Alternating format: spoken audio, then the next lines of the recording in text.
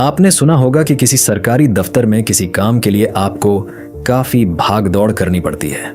दरअसल ये भाग दौड़ नहीं होती, ये काम की आड़ में घूस का खेल होता है। आप हर दिन काम करते हैं, टैक्स देते हैं, कभी पेट्रोल में, कभी जीएसटी में, कभी ईएमआई में। लेकिन क्या आपने कभी सोचा है कि सरकार जो पैसा इकट्ठा करती है वो आपके पास लौट कर आता कहाँ है?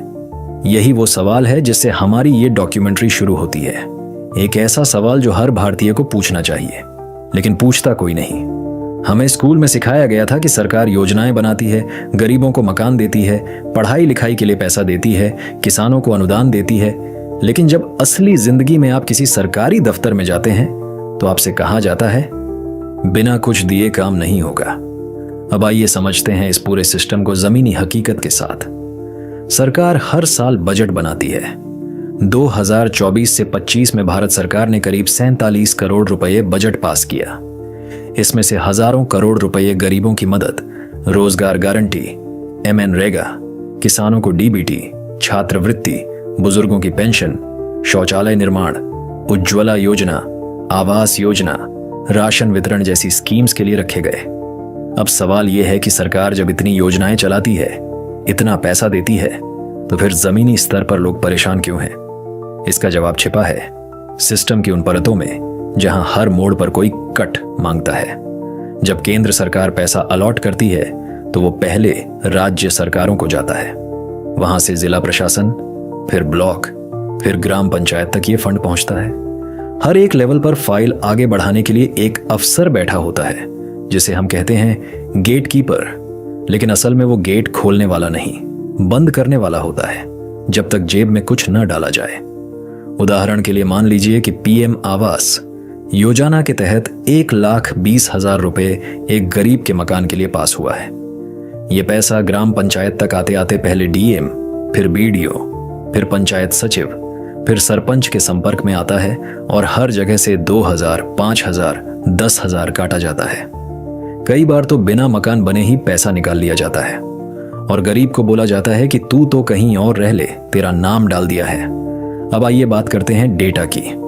Controller and auditor general CAG की रिपोर्ट कहती है कि हर साल करीब 30% फंड बिना प्रॉपर उपयोग के ही रह जाता है या फिर गलत हाथों में चला जाता है।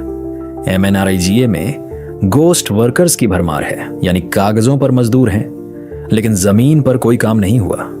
सरकार ने 2022 से 23 में MNREGA के लिए 7 करोड़ 3 लाख करोड़ से ज्यादा पास किए थे।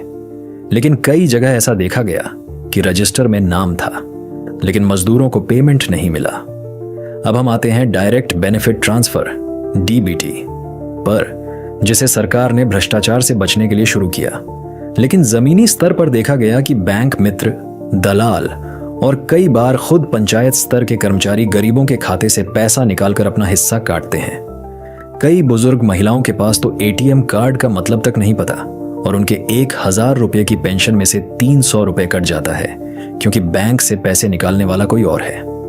आप खुद सोचिए, अगर सरकार 100 रुपए देती है तो उसमें से 40 रुपए से ज्यादा पैसा रास्ते में ही खा लिया जाता है।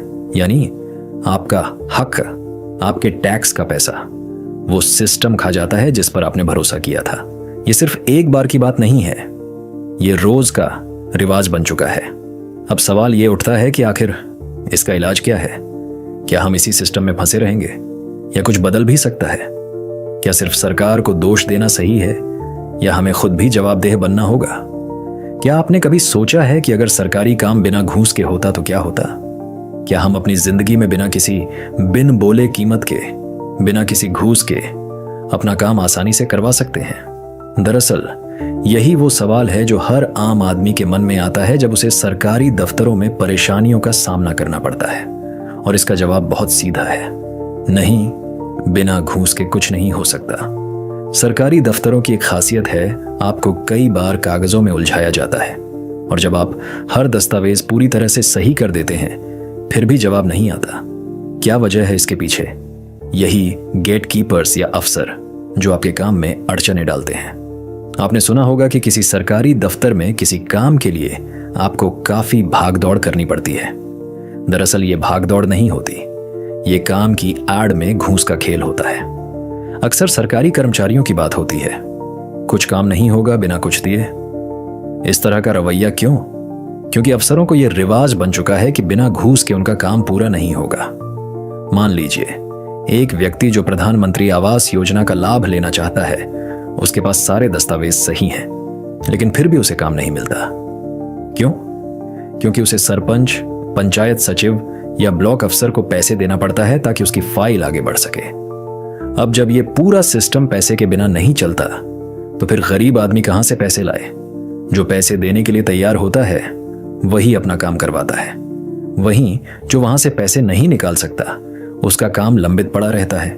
और यह एक ऐसी कड़ी है जिसे कोई भी सरकार तोड़ने में सफल नहीं हो पाई।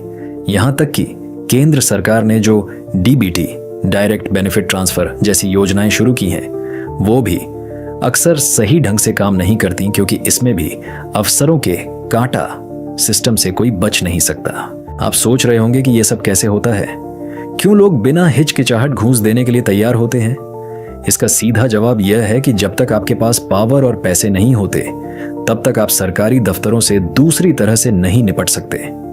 सच्चाई यह है कि जो किसी बड़ी पोस्ट पर होता है, वही सारी योजनाओं का फायदा खुद उठाता है, और जो गरीब होता है उसे सिर्फ लंबी लाइन और एक और टेबल से दूसरी टेबल पर जाने का काम दिया जाता है।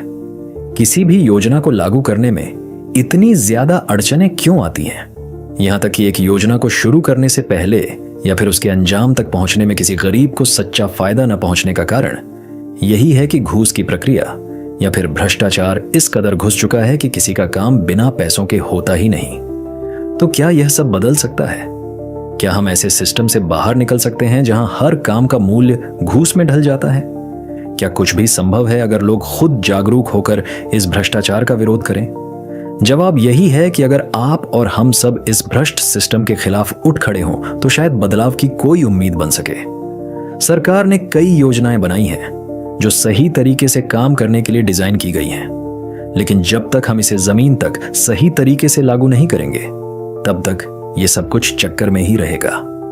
क्या हमें अपने हक के लिए आवाज उठानी चाहिए? क्या हम किसी योजना को हकीकत में बदलने के लिए उन दरवाजों पर दस्तक दे सकते हैं जिनमें घूस के बिना कोई काम नहीं चलता? जब हम बात करते हैं घूस और भ्रष्टाचार की, तो सवाल उठता है कि इससे लड़ने के लिए हमें क्या कदम उठाने चाहिए? क्या कोई तरीका है जिससे हम इस व्यवस्था को सुधार सकें? क्या हम इस पर काबू पा सकते हैं या इसे बिल्कुल खत्म कर सकते हैं? सच तो यह है कि भ्रष्टाचार और घूस एक ऐसी व्यवस्था का हिस्सा बन चुके हैं जिस पर कोई भी काम बिना इस चिपकने के नहीं हो पाता। चाहे वो सरकारी दफ्तर हो, पंचायत हो, या फिर किसी योजना का लाभ लेने के लिए आपको घूस देना पड़े, यह सब हमारे सिस्टम का हिस्सा बन चुका है। लेकिन फिर भी सवाल यही है कि क्या हम इसे बदल सकते हैं? पहली, जागरूकता और शिक्षा। पहला कदम जागरूकता बढ़ाना है। अगर लोग इस बारे में जागरूक होंगे कि उनका काम बिना घूस के हो सकता है, तो वे घूस देने से मना कर सकते हैं। कई बार लोग घूस देते हैं क्योंकि उन्हें यह नहीं पता कि बिना पैसे दिए भी उनका काम हो सकता है। यही कारण है कि शिक्षा और जागरूकता को सबसे पहले बढ़ाने की जरूरत है। अगर लोग सही तरीके से अपनी शिकायतें दर्ज कराएं, तो सिस्टम पर दबाव पड़ेगा और शायद बदलाव आ सके। 2, डिजिटल इंडिया, सीधा और पारदर्शी सिस्टम। आजकल सरकार डिजिटल इंडिया को बढ़ावा दे रही है और इससे कई योजनाओं में पारदर्शिता आ रही है। हालांकि डिजिटल सिस्टम भी अपने आप में कुछ खामियां रखता है, खासकर अगर सिस्टम ठीक से लागू न किया जाए। लेकिन डिजिटल इंडिया की मदद से हम बहुत सारी योजनाओं का लाभ सीधे तौर पर उठा सकते हैं, बिना दलालों या बिचौलियों के। कुछ सरकारी योजनाएं सीधे हमारे बैंक अकाउंट में पहुंच सकती हैं। इसके लिए हमें ऑनलाइन शिकायत दर्ज करने और डिजिटल प्लेटफॉर्म का सही इस्तेमाल करने की जरूरत है। 3, सख्त कानून और सजा। घूस और भ्रष्टाचार को खत्म करने के लिए सख्त कानून और सजा होनी चाहिए, लेकिन सवाल यह है कि क्या ये कानून सही से लागू होते हैं? अक्सर अफसरों और नेताओं के लिए कानून के ऊपर एक छतरी होती है। इसीलिए जरूरी है कि इस तरह के कानूनों को ठीक से लागू किया जाए और घूसखोरी में लिप्त लोगों को कड़ी सजा दी जाए। 4, लोकपाल और भ्रष्टाचार विरोधी संस्थाओं का सहयोग। भारत में लोकपाल जैसी संस्थाएं हैं जिनका उद्देश्य भ्रष्टाचार की शिकायतों को सुलझाना है, मगर इनका प्रभाव अभी भी सीमित है। जनता को इन संस्थाओं का पूरा इस्तेमाल करना चाहिए। ताकि इन पर दबाव बने और भ्रष्टाचार खत्म करने में मदद मिल सके। हम लोगों को हर तरह से अपनी आवाज उठानी चाहिए। 5, लोग खुद आगे बढ़ें, किसी भी तरह की घूस न दें। आखिरकार हमें खुद इस सिस्टम को सुधारने के लिए कोशिश करनी चाहिए। सबसे पहला कदम यही है कि कभी भी घूस न दें। अगर कोई सरकारी कर्मचारी या अधिकारी आपको घूस देने को कहे तो उस व्यक्ति को बेनकाब करें। साथ ही आप उसकी शिकायत भी दर्ज करा सकते हैं। अगर हम सब मिलकर इस सिस्टम को बदलने का प्रयास करेंगे तो धीरे धीरे बदलाव आएगा। 6, जागरूक नागरिक बने। अंतिम बात यह है कि अगर हम सच्चे नागरिक हैं तो हमें अपने अधिकारों के लिए लड़ना होगा। ये कोई फिल्म का हिस्सा नहीं बल्कि सच्चाई है कि हम सिस्टम को बदल सकते हैं। जब लोग एकजुट होकर आवाज उठाते हैं तभी सरकार और संबंधित विभागों को जवाबदेह ठहराया जा सकता है। भ्रष्टाचार से लड़ने के तरीके कितने कारगर हो सकते हैं? यह सवाल जरा सोचने वाला है। हम कितने अच्छे नागरिक हैं? इस बात पर यह निर्भर करेगा कि हम इस सिस्टम को सुधारने में कितनी भूमिका निभा सकते हैं। क्या आपने कभी सोचा है कि आप एक अकेले शख्स के रूप में इस भ्रष्टाचार को खत्म करने के लिए क्या कर सकते हैं? क्या आपको लगता है कि अगर लोग एकजुट होकर इस सिस्टम को चुनौती देंगे तो क्या कोई फर्क पड़ेगा? अगर हां, तो हमें इस दिशा में आगे बढ़ने की सख्त जरूरत है। अगर हम सही रास्ते पर चलें और जनता की आवाज उठाने के लिए तैयार रहे तो शायद कुछ बदल सके। तो क्या आप तैयार हैं बदलाव लाने के लिए?